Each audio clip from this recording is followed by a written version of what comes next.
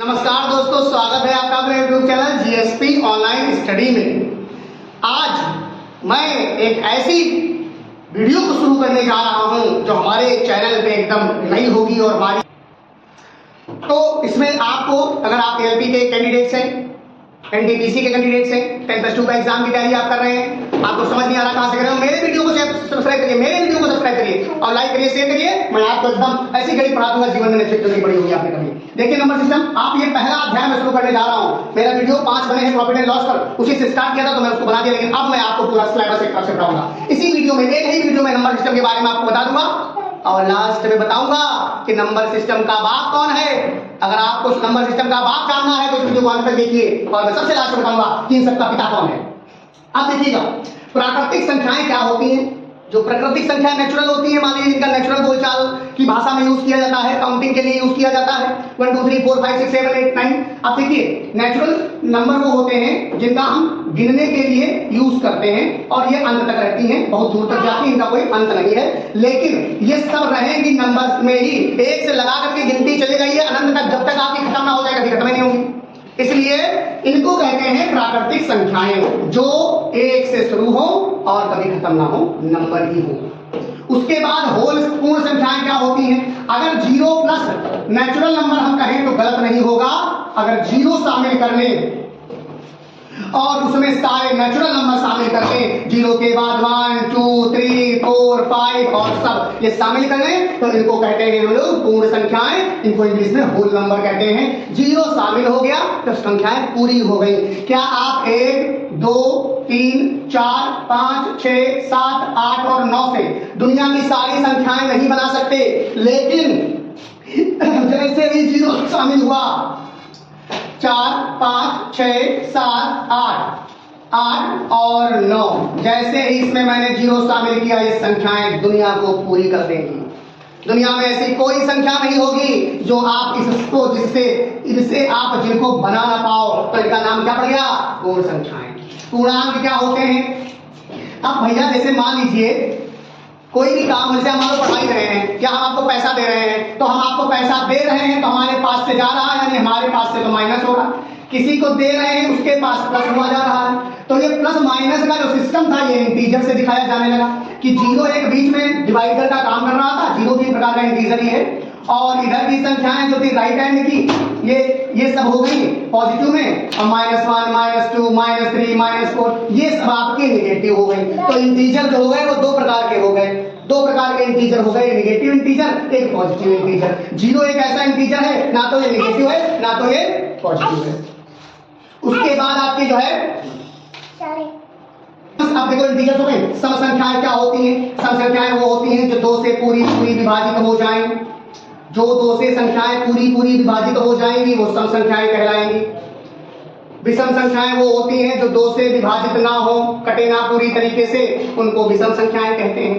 भाज्य संख्याएं वो होती हैं जिनके 2 या 2 से अधिक फैक्टर हो, जैसे पहली भाज्य संख्या 4 है, 6 है, 8 है, 9 है।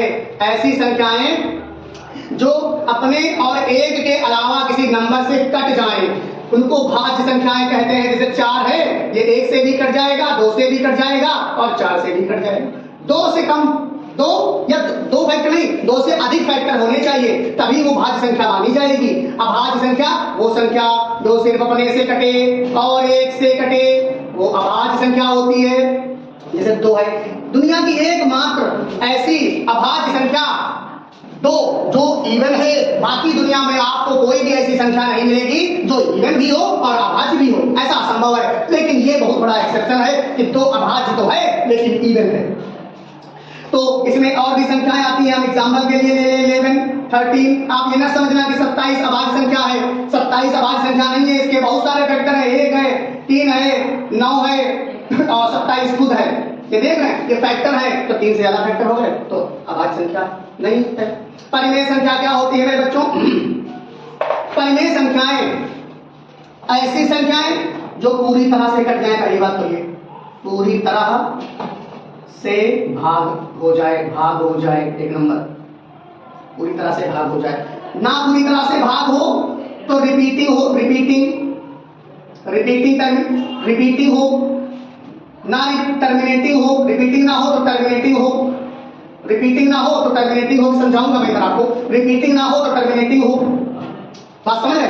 और या तो दोनों हो, टर्मिनेट तो कर जाएगा, अगर नॉन टर्मिनेटिंग हो तो रिपीटिंग होनी चाहिए। आपको मैं बता दूं, जैसे आपको यहां से मैं मिटा दे रहा हूं, इसका काम थोड़ा सा खत्म हो चुका है, तो मैं यहां आपको समझाने का प्रयास करता हूं। जैसे 4/8 लिख दिया मैंने, अब 4 को मैं डिवाइड करूंगा 8 से, पॉइंट लगाया 0, 8 चौके 32 हो गया, 10 में से 2 गया 8 बचा, यहां फिर 0 लगाया, 8 बचे 40 ही कट जाएगा, उसमें क्या 8 बचे 40। देखिए पूरा पूरा डिवाइड हो गया, मतलब ये संख्या जो है ये एक रेशनल नंबर है।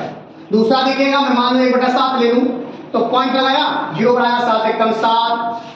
अब देखिएगा ये बड़ी संख्या है, तो 7 एकम 7 कितना बचा, 3 बचा, 7 चौक 28, 2 बचा, 7 दूनी 14, 6 बचा, 7 अरे 56, 4 बचा, 7 बचे 35, 5 बचा, 7 सते 49, 1 बचा, अब फिर 7 एकम 7। देखा, अब ये 7 चौक 28, 2 ये रिपीट हो गया। देखो रिपीटिंग, देखो ये नॉन टर्मिनेटिंग रिपीटिंग है, ये नॉन टर्मिनेटिंग रिपीटिंग है। तो नॉन टर्मिनेटिंग रिपीटिंग हो गई परिमेय संख्या, या तो परिमेय संख्या पूरी तरह से डिवाइड हो जाए, ना डिवाइड हो तो रिपीट हो जाए, तभी अगर मान लीजिए रिपीट हो जाए, ना रिपीट होने का कोई सवाल ही नहीं होता। अगर नॉन रिपीटिंग हो गई तो आपकी ये परिमेय संख्या हो, अपरिमेय संख्या हो जाएगी। अपरिमेय संख्या नॉन रिपीटिंग, नॉन टर्मिनेटिंग, ना तो कभी कटती है, ना तो कभी कटती है, और ना तो कभी पुनः आती है, बदलती मतलब रिपीट भी नहीं होती। इसका सबसे बढ़िया एग्जांपल है पाई। पाई के बाद रूट में आए हुए जितने भी नंबर होते हैं वो सब अपरिमेय संख्याएं कहलाते हैं। सब अपरिमेय संख्या, रूट में आए हुए सारे नंबर जिनका स्क्वायर रूट नहीं निकाला जा सकता वो सब अपरिमेय संख्याएं। बात समझ में आ गई? अब आपको बताऊंगा कि इन संख्याओं का पितामह कौन है, इन संख्याओं का पितामह कौन है, ये आपको बताऊंगा। बताऊं कि ना बताऊं? जरूर बताऊंगा। इन संख्याओं का पितामह है रियल नंबर। क्या समझे? रियल नंबर में सब आती हैं, सब दुनिया की जितनी भी संख्याएं हैं वो सब वास्तविक संख्याओं में आती हैं, और वास्तविक संख्या ही सबका बाप है और सबसे बड़ा है, सबको अपने आगोश में लेकर के चलता है। और इसका उल्टा होता है इमेजिनरी नंबर। तो इमेजिनरी नंबर आप क्या कहेंगे? इमेजिनरी नंबर रूट के अंदर अगर माइनस है, रूट के अंदर अगर माइनस है तो यही इमेजिनरी नंबर होते हैं। और इनका सबका जो होता है वो कॉम्प्लेक्स नंबर होता है। कॉम्प्लेक्स में रियल और इमेजिनरी आ जाते हैं। तो हम रियल नंबर को पितामह इसलिए बोले क्योंकि हमें जो जानकारी चाहिए वो रियल नंबर से आ जाती है। तो इतने प्रकार से हमारे नंबर होते हैं। अगर वीडियो अच्छी लगी लाइक सब्सक्राइब शेयर जरूर करिएगा, और आपको बताइएगा कि वीडियो आपको किस तरीके का चाहिए, हम उसको बना के देंगे। धन्यवाद।